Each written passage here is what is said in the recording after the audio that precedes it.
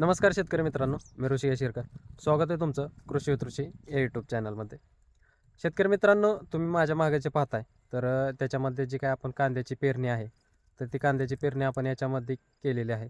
आणि जर तुम्ही या ठिकाणी जर पाहिलं तर याच्यामध्ये जर पाहिलं तर हा जो काय पांढरा थर याच्यावरती आलेला आहे, तर आपण पेरणी केल्याच्या नंतर याच्यामध्ये जे काय फर्टिलायझर ॲप्लिकेशन केलेलं आहे, तर ते कोणतं केलेलं आहे ते मी आज तुम्हाला या व्हिडिओच्या माध्यमातून सांगणार आहे.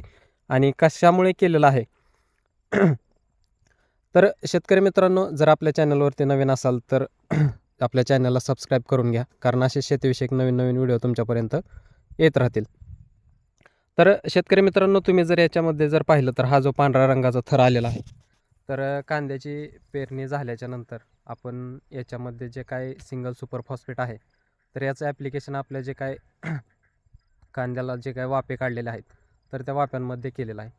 तर याचं ॲप्लिकेशन करण्याचं कारण म्हणजे जे काय आपल्या पिकाला याच्यापासून कोणकोणते फायदे होणार आहेत.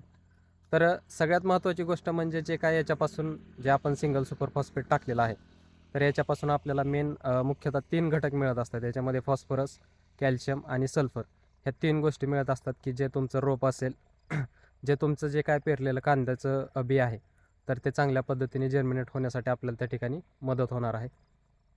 याच्यामध्ये जर पाहिलं तर फॉस्फरस जो आहे, तर तो जमिनीला चांगल्या पद्धतीने डेव्हलप करण्यासाठी किंवा जमिनीचा जो काय पोत आहे, तर तो सुधारवण्यासाठी आपल्याला त्या ठिकाणी चांगल्या पद्धतीने मदत होणार आहे. याच्यामध्ये जे काही कॅल्शियम आहे, तर ते कॅल्शियम जे काय तुमचं सीड जे काय तुम्ही कांद्याचं जे बी पेरलेलं आहे, तर ते बी जे आहे, तर ते चांगल्या पद्धतीने जर्मिनेट होण्यासाठी आपल्याला त्या ठिकाणी मदत होणार आहे.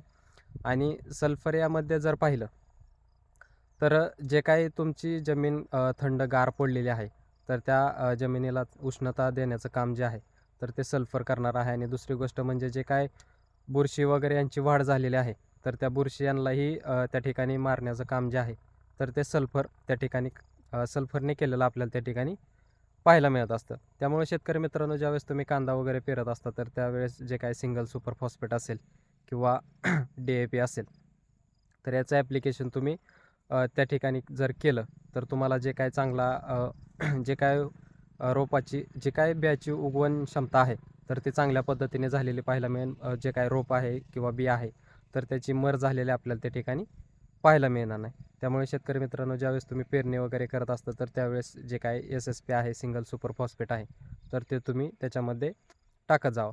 धन्यवाद.